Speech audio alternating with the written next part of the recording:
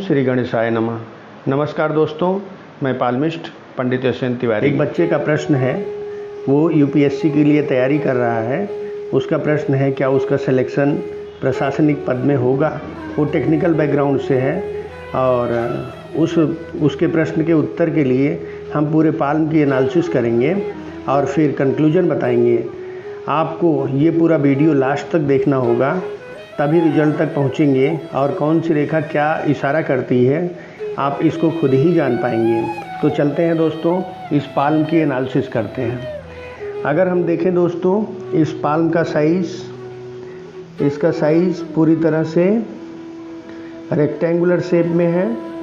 इस कंडीशन का जातक हार्ड वर्किंग नेचर का होता है और बहुत ही परिश्रमी होता है।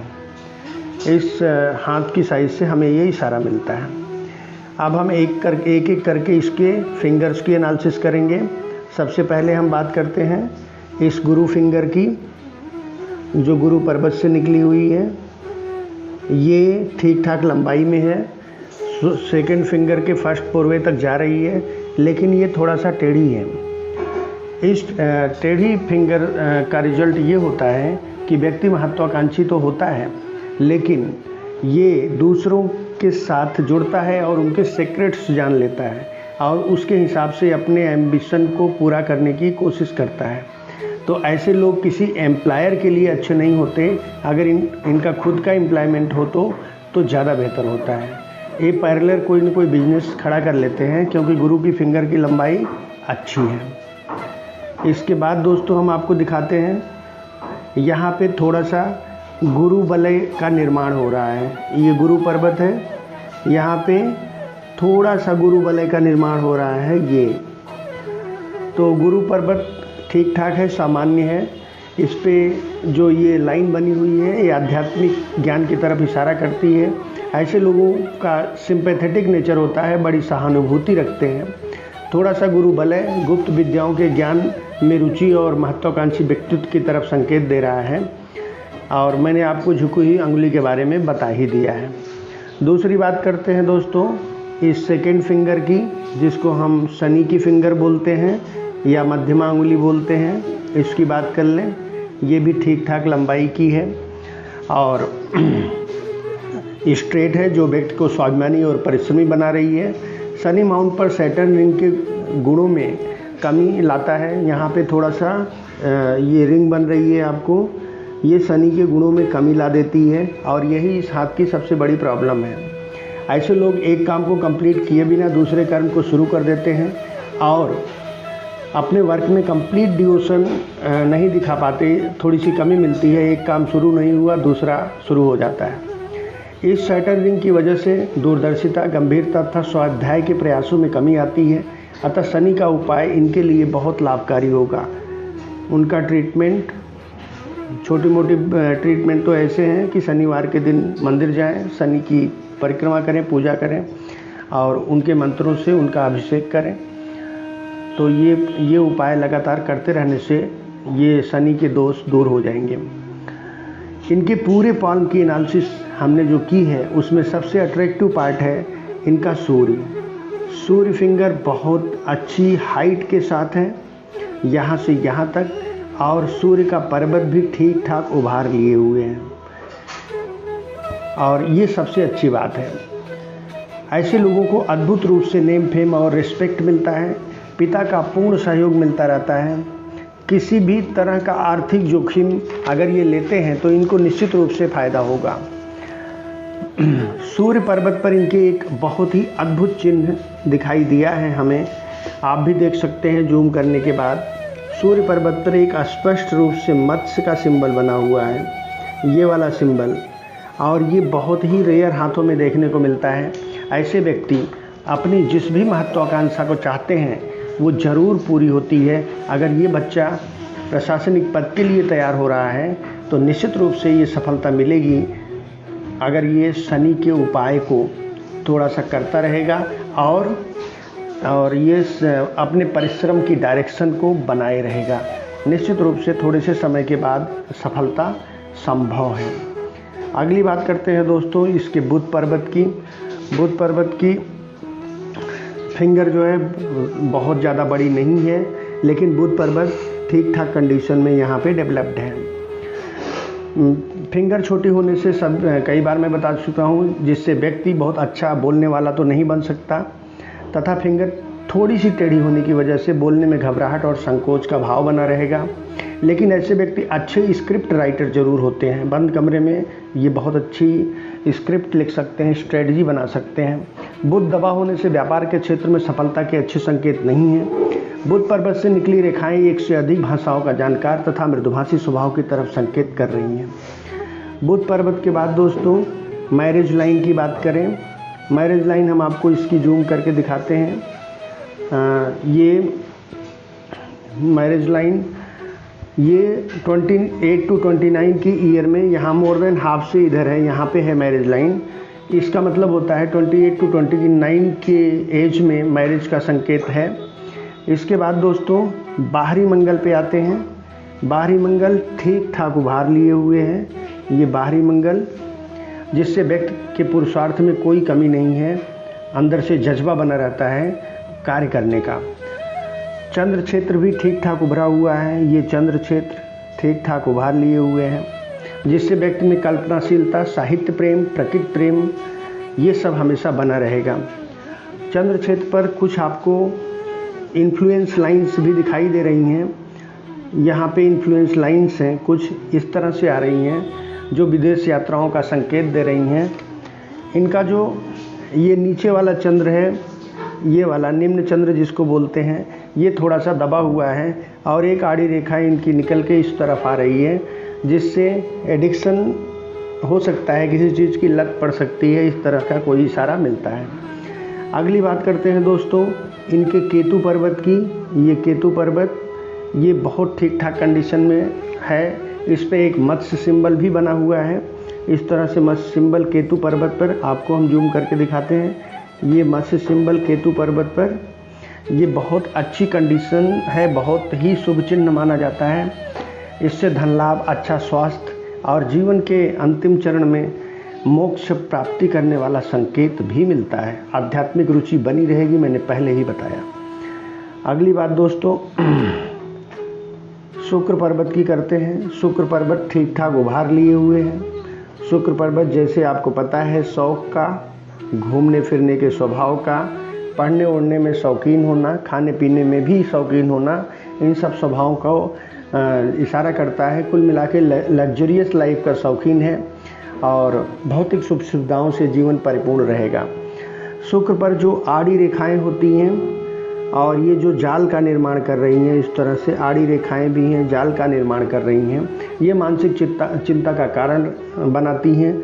लेकिन चंद्र पर्वत के डेवलप होने से मानसिक स्ट्रेंथ में इजाफा हो रहा है, तो मानसिक चिंताओं से उभरने के लिए चंद्र पर्वत पूर्ण रूप से सहयोग कर रहा है। अगली बात करते हैं दोस्तों अंगूठे के बारे में। अंगूठे का जो ये सेकेंड पर्व होता है, ये वाला, ये वेल डेवलप्ड है, काफ़ी ठीक ठाक उभरा हुआ है, जिससे जातक विशेष रूप से तार्किक होगा और अच्छी सेहत का धनी रहेगा। निम्न मंगल दबा होने से, ये निम्न मंगल है, ये निम्न मंगल ये थोड़ा सा दबा हुआ है। इसके दबा होने से जातक थोड़ा सा टिमिड नेचर का होगा, थोड़ा डरपोक स्वभाव का होगा। दोस्तों अब बात करते हैं इनकी रेखाओं की। फिंगर्स और पाल्म की एनालिसिस के बाद रेखाओं की बात करते हैं। जीवन रेखा पूर्ण रूप से विकसित है। ये रही जीवन रेखा, ये पूर्ण रूप से विकसित है तथा सेहतमंद भी है, जो व्यक्ति के पूर्ण जीवन की तरफ इशारा करती है। लगभग 85 ईयर्स आप एज्यूम कर सकते हैं। यहाँ पे हम आपको दिखा रहे हैं 52 और 52 के आसपास। ये जूम करके देखिए, ये थोड़ा सा एक भय का चिन्ह यहाँ नज़र आ रहा है, जो इस उम्र में सेहत के लिए उत्तम नहीं रहेगा। बाकी पूरा जीवन स्वास्थ्य की दृष्टि से उत्तम बना रहेगा। प्रारंभिक जीवन में कई सारे लूप्स दिखाई दे रहे हैं, जिससे प्रारंभिक जीवन में सेहत खराब रही होगी। उसके बाद धीरे धीरे डेवलपमेंट हुआ है और सेहत अच्छी बनी है। और एक दो बातें हमें और इनिशियल लाइफ में मिलती हैं।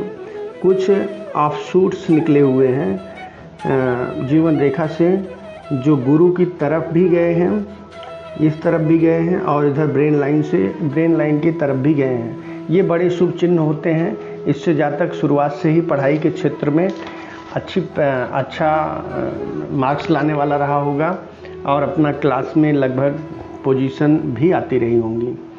लगभग 21 की एज में एक ऑफशूट है, ये वाला हम जो दिखा रहे हैं, ये ऑफशूट 21 की एज में है और ये बहुत बड़े अवसर, आर्थिक उन्नति के अवसर की तरफ इशारा कर रहा है। 2 बड़े अवसर और भी दिखाई दे रहे हैं ऑफशूट के फॉर्म में, एक 26 की एज में और एक 28 की एज में, जो जातक को 26 में और 28 में जो जातक को अच्छी सफलताएं दिलाएंगे। 40 की उम्र तक आते आते बड़ा धन लाभ मिलेगा, जहां से ये लाइन्स निकल रही हैं।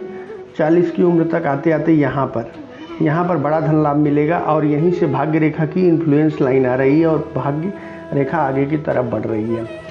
यहाँ तक बड़ा धन लाभ मिलेगा। पैतृक संपत्ति या ससुराल पक्ष से मिली हुई संपत्ति का लाभ हो सकता है। दोस्तों, अब बात करते हैं इनकी भाग्य रेखा की। भाग्य रेखा पूर्ण रूप से मणिबंध से निकली हुई है और शनि की तरफ जो इसकी एक्चुअल पोजीशन होनी चाहिए वहाँ तक जा रही है और ये बड़ा ही उत्तम साइन होता है। चंद्र क्षेत्र से एक सहायक रेखा आके भाग्य रेखा को मिल रही है, ये भी एक सहयोग का बड़ा अच्छा संकेत है, जिससे जातक को किसी महिला साथी का साथ मिलेगा और उसका साथ होने से भाग्योदय निश्चित रूप से दिखाई दे रहा है और ये कंडीशन लगभग 28 की एज में ही पॉसिबल दिख रही है।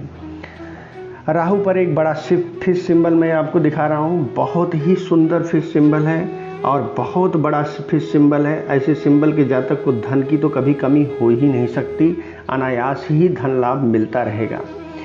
मनी ट्रायंगल की बात करते हैं। मनी ट्रायंगल बनता है मस्तिष्क रेखा, भाग्य रेखा और ये जो ट्रायंगल बन रहा है, इस चंद्र की तरफ से आने वाली इन्फ्लुएंस लाइन जो भाग्य से मिल रही है उसकी वजह से बन रहा है। तो जीवन साथी जो आएगा उसके पास अच्छा वेल्थ होगा, अच्छी प्रॉस्पेरिटी होगी और उससे जातक को निश्चित रूप से लाभ मिलता ही रहेगा। भाग्य रेखा थोड़ा सा दिक्कत लग रही है, ये शनि वलय में जा रही है। जातक को अगर शनि का उपाय करता रहेगा तो उसको अपनी भाग्य का चमत्कार देखने को मिलेगा। अगली बात करते हैं मस्तिष्क रेखा की। मस्तिष्क रेखा जीवन रेखा को छोड़ के शुरू हुई है, जिससे जातक बचपन से ही जिद्दी तथा स्वेच्छाचारी रहा होगा। ब्रेन लाइन वेल डेवलप्ड है। 38वें साल में ट्रायंगल एक दिखाई दे रहा है यहाँ पर, जो एक बड़े निर्माण की तरफ इशारा कर रहा है। मस्तिष्क रेखा बाइफर्केटेड है, एक लाइन चंद्र की तरफ और एक लाइन मंगल की तरफ जा रही है। चंद्र की तरफ जाने वाली लाइन कूल माइंड और हेल्दी सोच की तरफ इशारा करती है और मंगल की तरफ जाने वाली भौतिकवादी और वैज्ञानिक सोच की तरफ इशारा करती है। तो ब्रेन लाइन भी एक बहुत अच्छा संकेत दे रही है। हार्ट लाइन की बात करते हैं दोस्तों। हार्ट लाइन की शुरुआत गौ पूछ से शुरू हुई है। इस तरह की जो सिंबल दिखाई दे रहे हैं इसको गौ पूछ बोलते हैं, जिससे जातक फ्लैटी नेचर का होगा तथा कुछ बै के चिन्ह भी हैं हार्ट लाइन पे। इस तरह के चिन्ह को बोलते हैं बै के चिन्ह। इस तरह के कुछ चिन्ह बै के चिन्ह बोले जाते हैं। ये हार्ट लाइन यानी भावनाओं को थोड़ा सा परेशान कर रही हैं, जिससे भावनात्मक रूप से जातक हर्ट होता रहेगा। हार्ट लाइन गुरु पर्वत तक जा रही है, जिससे व्यक्ति निर्मल भावनाओं वाला तथा माता पिता और गुरु का आदर करने वाला एक आध्यात्मिक व्यक्तित्व होगा। हार्ट लाइन की एक ब्रांच जीवन रेखा के मूल से जुड़ रही है। हार्ट लाइन की यहाँ से एक ब्रांच जीवन रेखा के मूल से जुड़ रही है, जो जातक के मातृ और पिता के प्रेम की तरफ पुष्टि कर रहा है। कुछ मंगल रेखाएं हैं यहाँ से निकली हुई जो जीवन रेखा को टच करती हैं। मंगल रेखाएं अमंगल तो करती नहीं, लेकिन जातक में एक एग्रेसिव का भाव पैदा कर देती हैं। जातक को ये भी देखना होगा कहीं थोड़ा बहुत मांगलिक दोष तो नहीं है। ये कुंडली मिलान से ही संभव हो सकता है। तो दोस्तों, ये थी पाल्म की एनालिसिस जातक के। तो इसका कंक्लूजन क्या निकला?